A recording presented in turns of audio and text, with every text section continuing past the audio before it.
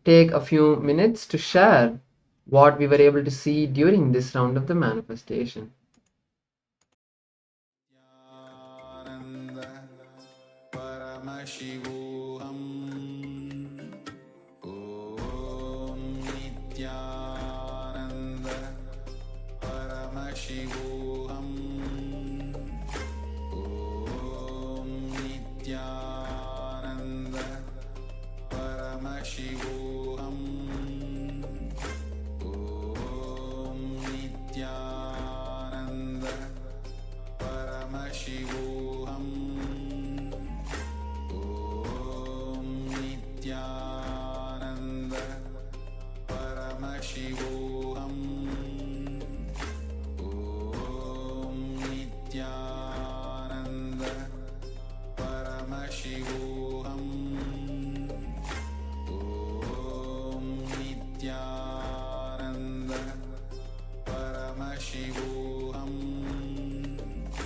Om Nityananda Paramashivoham Om Nityananda Paramashivoham Om Nityananda Paramashivoham. Yes, now let's verify. So here we have the image that was being projected for all of you. So it's the image of the word battery, and you can also see the letters BATTERY. So if you were able to see any of these letters or the image of the battery, if you were able to see any of this, that is beautiful. You have started manifesting the power of third eye. So yes, with this, let us now move to the next round of the manifestation. Now please close your eyes. Visualize Swamiji in your inner space. Please put your eye bands back on. It is very important to close your eyes with the eye bands, so please keep your eye bands on you. Keep your eyes closed. Visualize Swamiji Paramashiva in your inner space and intensely chant the Mahavakya.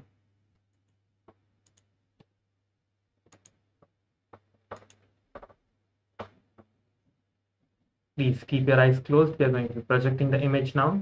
Please keep your eyes closed. Do not open your eyes now. We are projecting the next image now. Please keep your eyes closed. The images are projected on the screen. Continue to do the manifestation for the next few minutes. Nityananda Paramashivoham Om Nityananda Paramashivoham Om Nityananda Paramashivoham Om Nityananda Paramashivoham Om Nityananda Paramashivoham Om Nityananda Paramashivoham Om Nityananda Paramashivoham Om Nityananda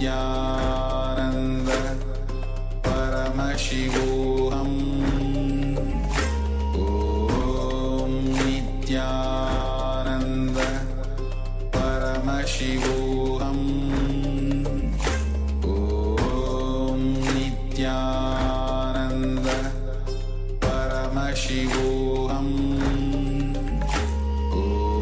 Om Nityananda Paramashivoham Om Nityananda Paramashivoham Om Nityananda Paramashivoham Om Nityananda Paramashivoham Om Nityananda Paramashivoham Om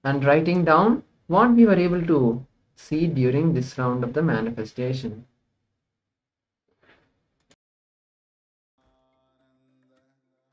Paramashivoham Om Nityananda Paramashivoham Om Nityananda Paramashivoham Om Nityananda Paramashivoham Om Nityananda Paramashivoham Om Nityananda. Yes, let us now verify the manifestation. So here we have the picture of orange. So you can see that there is orange color and green color and the letters ORANGE. So if you were able to see any of these letters, or you were able to see the colors of this picture, that is beautiful, you have started manifesting the power of third eye.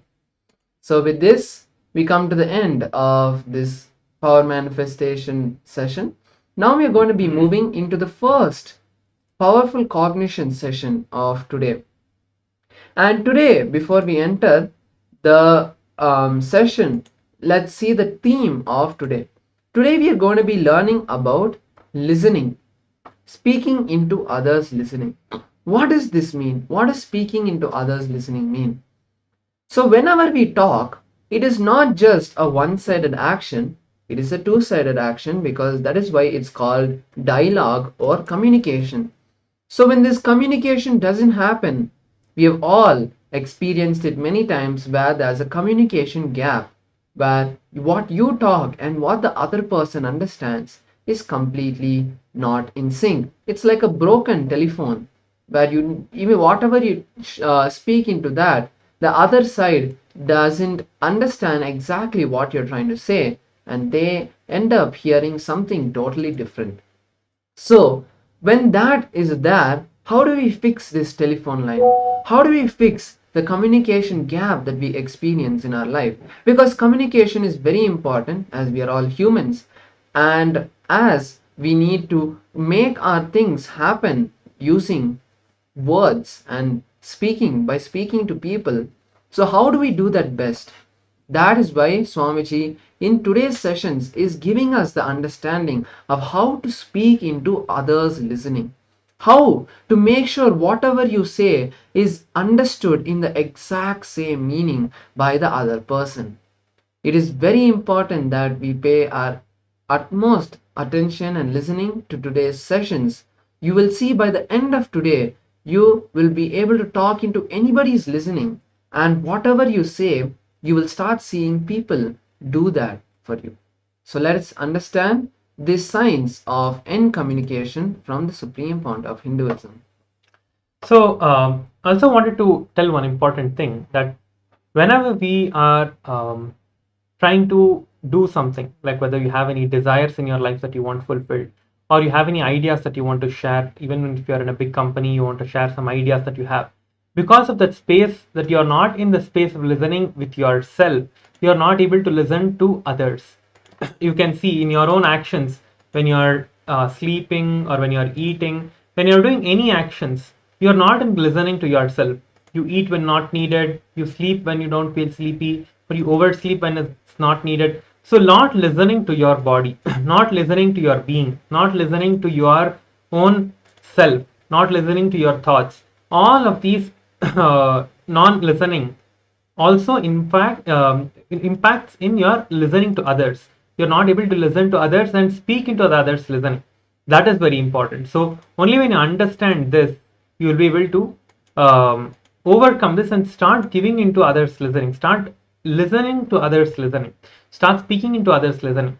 So how often does this happen to you? Just look at it, how often this happens to you in your life. Knowing something is good, but not following it, or knowing something is wrong and continuously doing it. You are unable to train yourself to do this. Okay, just look inside yourself. When you are not able to speak into your listening, you have no respect for your thinking. How much you respect your thinking, that much you will be successful in life. For example, Swamiji is the right path, but I am not able to do. Why? Then what to do? This is again, you're not in the same in that space of listening here. When you speak into your listening, you will know how to speak into others' listening. Speaking into your listening will become more and more Advaitic and authentic. Speaking into others' listening will become more and more expansive. Right now, you can speak to others, but not into their listening. By doing this, by in this Paramashivoham program, today what you're going to be learning is how to speak to the other person's listening. You might be speaking to the other person might be hearing it. But how do you get that person in that space of listening and then speak to that person's listening? Speaking into the other's listening is what is important. That is when you actually convey something that you want to.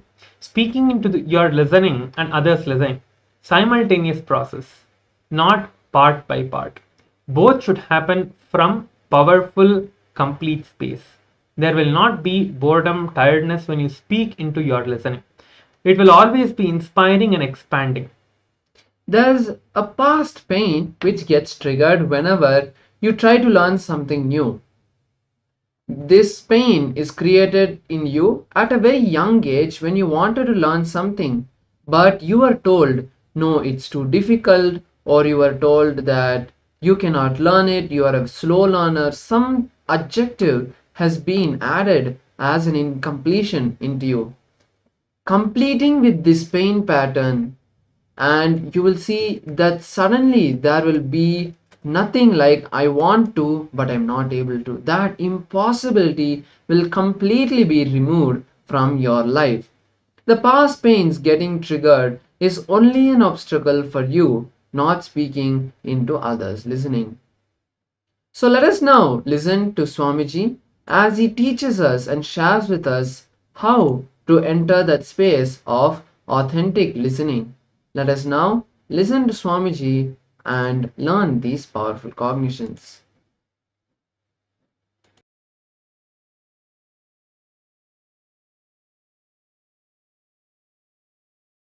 So first thing you need to understand, do not expect the other person will completely realize the reality of what you are teaching. Even if you help the person to get out of a headache or a knee pain, it is causing enlightenment. Understand? If you remove, by giving one meal, if you remove hunger from him for next few hours, that is causing enlightenment. If you just give him few clothes and help him to protect himself from the weather, that is causing enlightenment. Giving him medical care and helping him to come out of some physical suffering, it is causing enlightenment. Giving him the knowledge of completion and helping him to come out of psychological sufferings, mental pains, it is causing enlightenment. Helping him to evolve consciously and get enlightened, it is causing enlightenment. As multiple dimensions, please listen. Align your whole thinking, whole life for others. The secret of success is your sincerity to be a cause for others' reality. Whatever field you may be, whether you are a doctor or an engineer or a spiritual leader, lawyer, political leader, social leader, a student, a teacher, whatever may be your life, your profession, your sincerity to cause others' reality makes you successful. Your sincerity to cause what people want in their life, that is that secret, that is the formula, That is the methodology for success. Be a catalyst for everyone to realize their reality. A lawyer should be a catalyst for everyone to get justice. A doctor should be a catalyst for everyone to have health. A politician should be a catalyst for everyone to have whatever possible growth, auspiciousness, good things in their life. A teacher should be a catalyst for everyone to have knowledge. A spiritual leader should be a catalyst for everyone to have enlightenment. Decide your life will be a catalyst for others' reality. I tell you, when you start causing others' reality, suddenly from thousands of directions, 10,000 hands will come and cause your life into reality. That will be cast as reality. I tell you, so much of auspiciousness will be showered on you. So much of wonderful things will be expressed through you. Whenever I say cosmos showers, I can't contain my smile. It's like these school boys, when they fall in this puppy love, whenever their girlfriend's name is uttered, they can't contain the smile in the heart. I tell you, my puppy love was this concept, because this was told to me by Raghupati Yogi. He actually demonstrated. Still I remember, there was a Nagalinga flower tree in Arunachala temple. I am so happy that these fellows did not touch the tree. Still the tree is alive, it is there. Still the tree is there in the temple.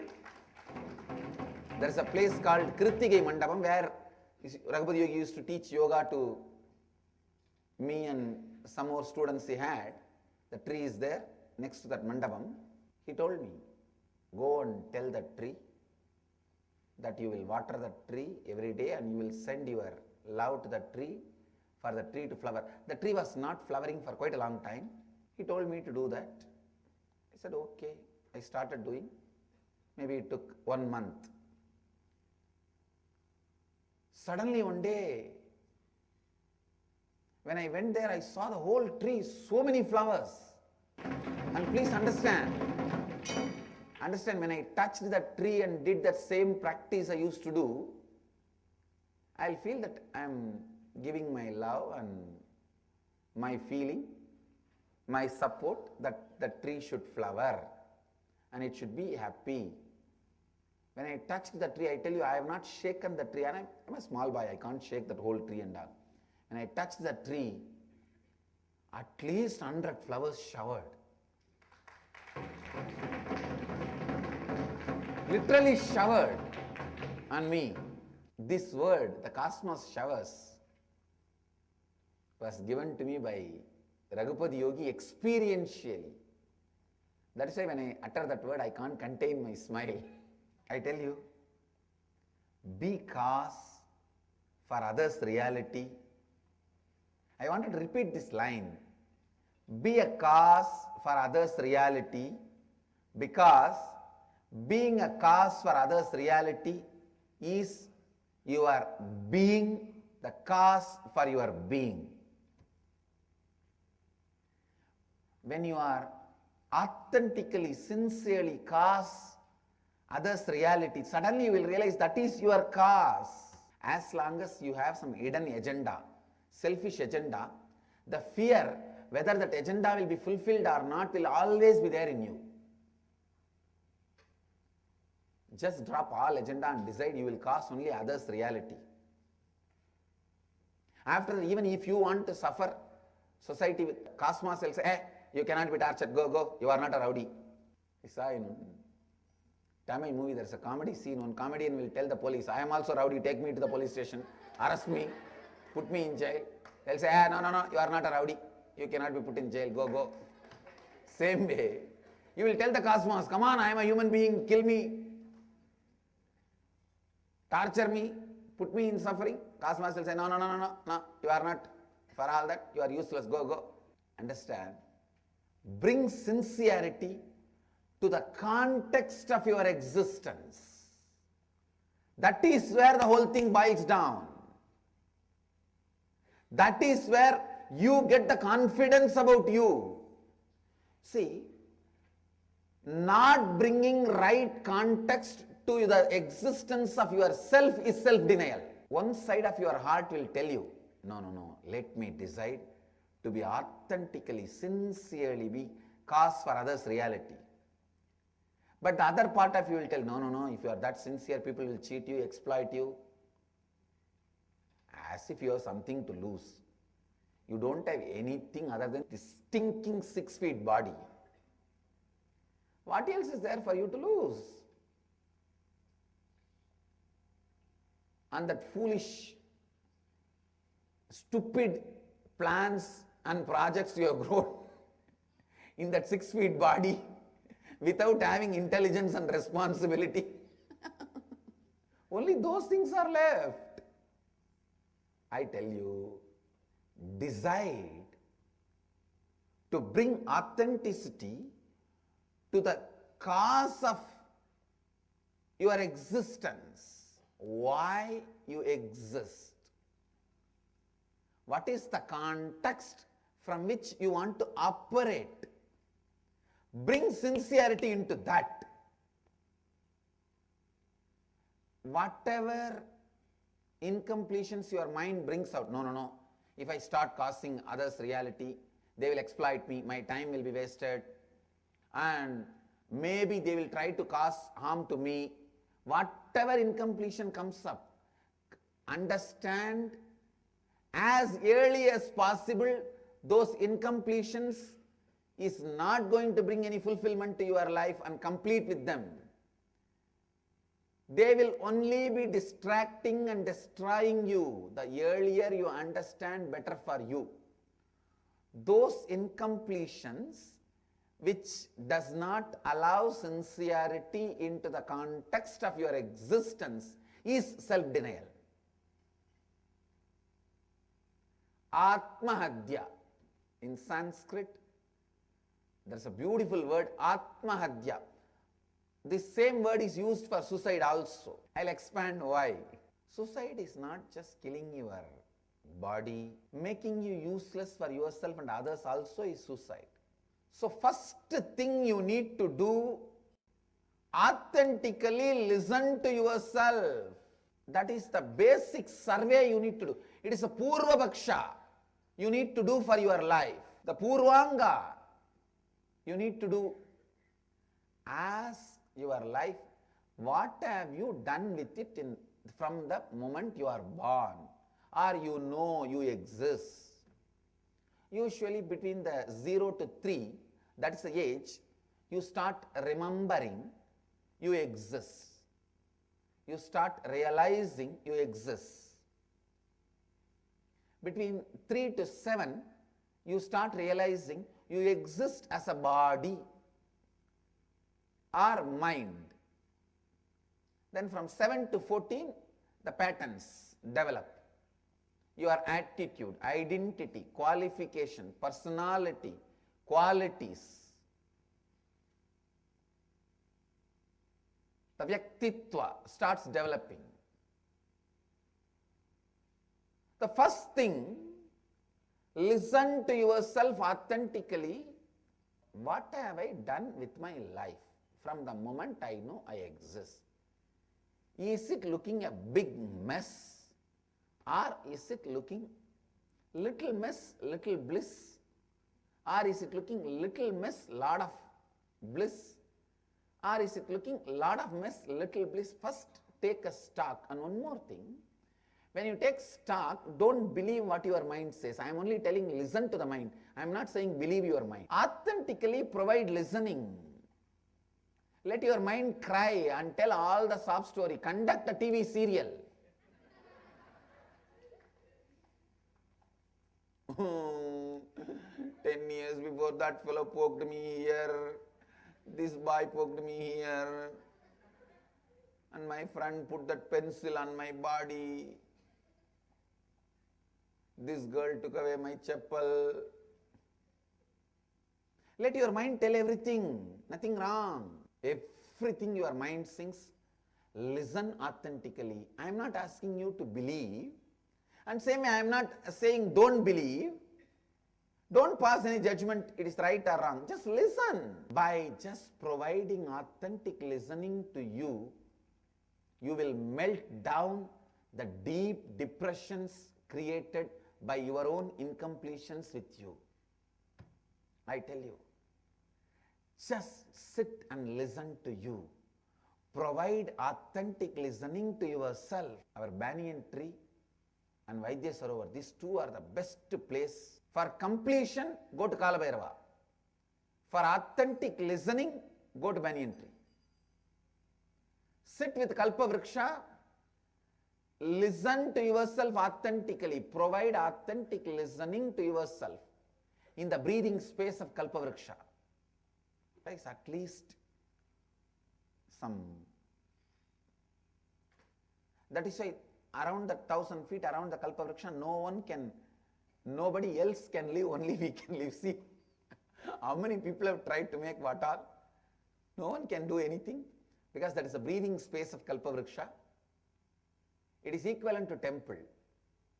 You can't build any other house, home. You can only build temple there. You can only do spiritual activities there.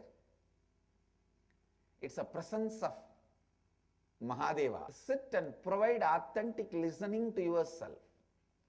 Usually when you try to listen to yourself, the first thing your mind will do is throw tantrum. It will cry. Then it will make you feel bored. Then it will tell you you are tired. Listen to all the three.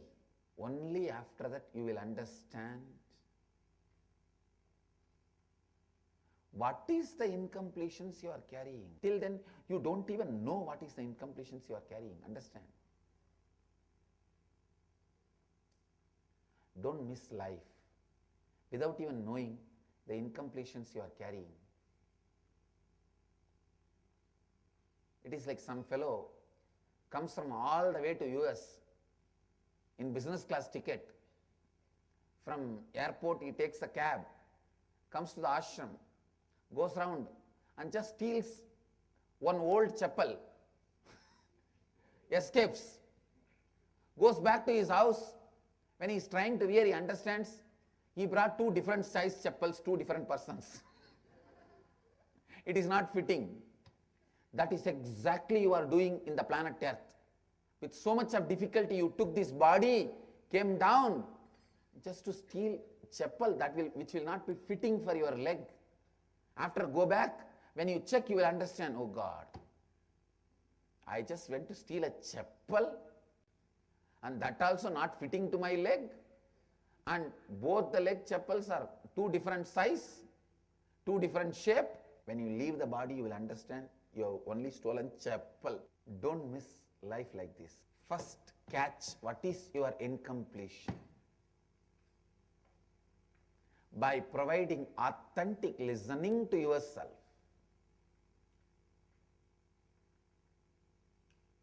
See, when you provide authentic listening to you, you will also realize so many wonderful good things you have. You will also learn how to cause enlightenment to others. Yesterday I was talking to my Tamil publication department. I was training them and giving them my feedback about one of the book translated. I told them, first give this book to 10 fellows who are very common Tamilian, who is not an intellectual, who doesn't know the language much, who just reads newspaper and listens to the television news, sees some movies. Give this book, like this, choose 10 fellow and give them each one copy. Make them read and underline. Let them underline all the words they don't understand. Then correct those words and bring it to me, only then we will publish it.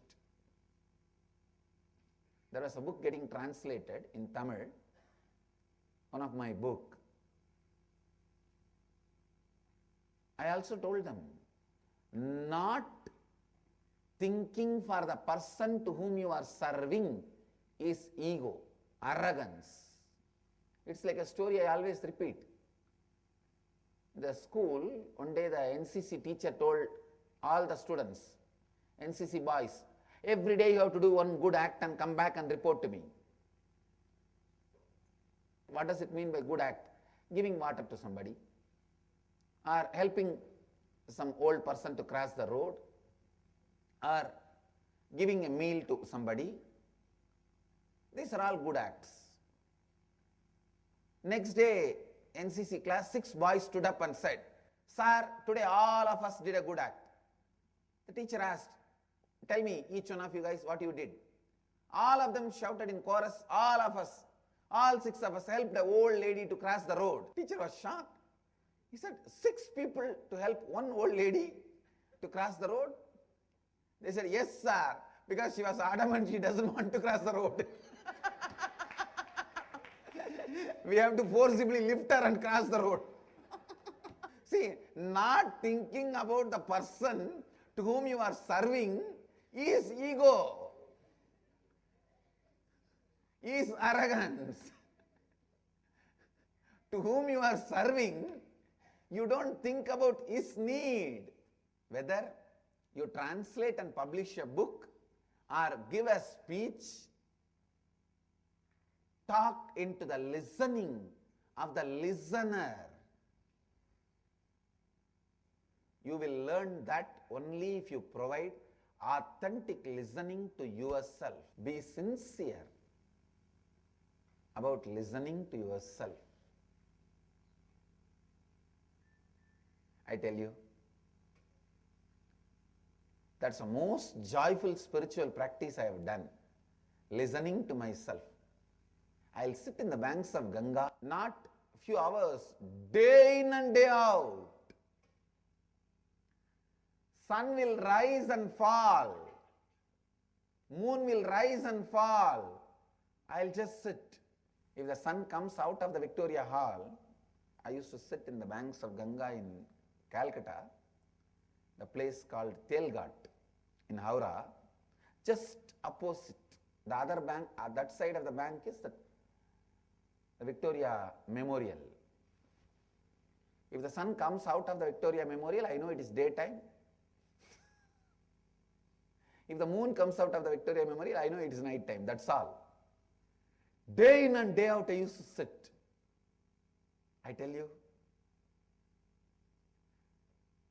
suddenly I realized, just like many things floating on the Ganga, thoughts are floating on me, but neither the things floating corrupts, pollutes Ganga, nor the thoughts floating in me corrupts or pollutes me. Provide authentic listening to you, you will understand your sufferings are not your sufferings because you are suffering. Listen. Just provide authentic listening to yourself. Mahadeva is here in this campus in the form of living banyan tree. Please understand. All over the world, in any temple, he is only in the jata, in the matter, he lives as a consciousness. Only we have Chaitanya Vigraha,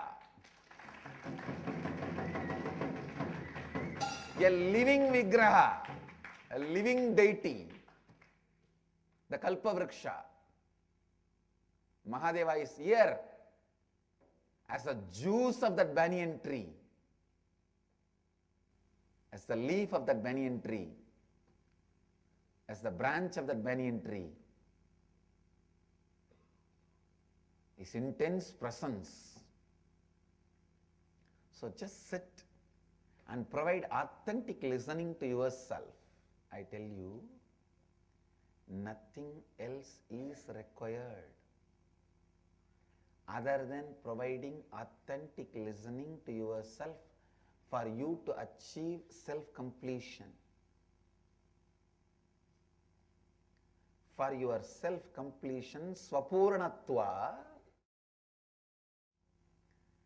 nothing else is required other than providing authentic listening. Essence of this year's, whole year's satsang, and essence of today's satsang, both put together. The essence of essence is provide authentic listening to yourself. Let you all achieve, experience, live, express, radiate, share.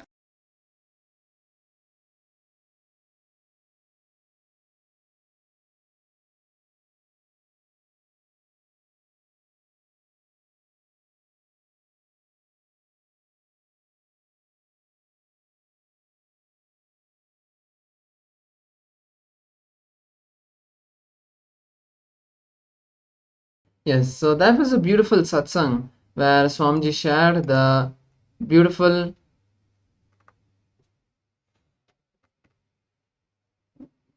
understanding about the power of talking into others, listening. We would like to complete for the audio issue that was there. Hope the audio is loud and clear now. So now moving into the next session. In this next session, we are now going to be entering an internalization exercise to look into our lives and see where these patterns that trigger the pain in us has started. So it is because of this pain and this incompletion that we all hold that we are not able to talk into others listening. So let us now take a few minutes to dig into our memories and see, go deep into our life and see what was the point that triggered this incompletion of the pain patterns. Write down the first incident where you felt pain in your life. Let us now take a few minutes to enter into this process. If you have any questions, you can feel free to share them in the Zoom chat and we'll be happy to answer them. Let us now begin writing down the different incidents, the earliest incidents related to pain.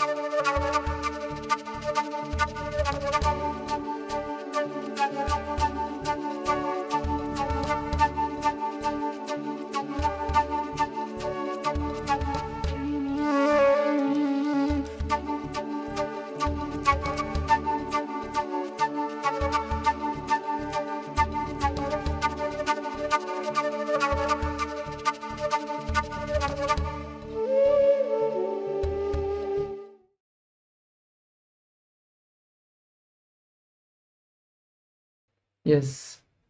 So now we can all relax. Now, slowly, very slowly, please relax, and you can all relax from the process. Now that we have written down this first incident where we felt pain, now take a moment to decide to drop it at Swamiji's feet. Decide to complete with it. Decide that in completion, you don't need to hold it anymore. What happened then has happened. But you don't need to continue to hold the pain of that incident. So now with this, we'll now be moving to the next session. So, Srinidhi Lingodhavan, you're saying that your tablet is not working. You can manifest the power of silicon and actually make your tablet fine. That's perfectly possible by Swamiji. It is just your decision to manifest the power of silicon. So during the manifestation, just keep your hand on the tablet and decide to request Swamiji to make the tablet work fine, and you will be able to see the immense change. Many of us have multiple times seen when our device is not working properly. Using the power of silicon, we were able to fix it and make it fine.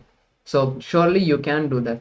Now with that, anyways, now that we are going into the power manifestation, let us manifest the power of body scanning today.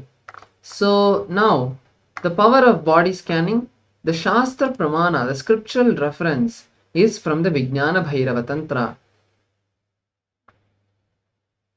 So now I'll be chanting this Shastra Pramana for all of you, giving you the translation, and then we'll be moving into the power manifestation.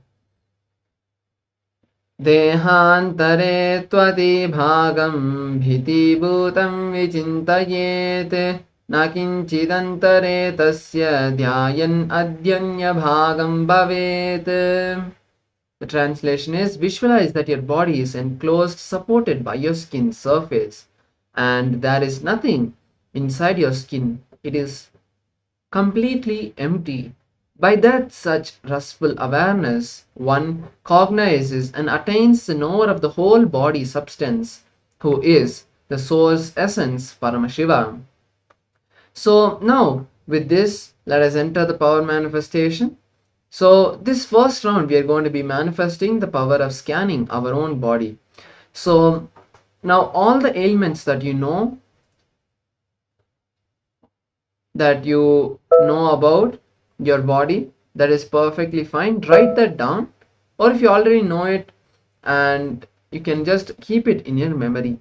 Then we'll be visualizing Swamiji and connecting with Paramashiva.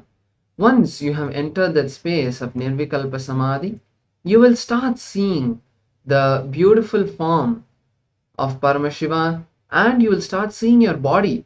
All the different ailments that are there with your body, you will start seeing them.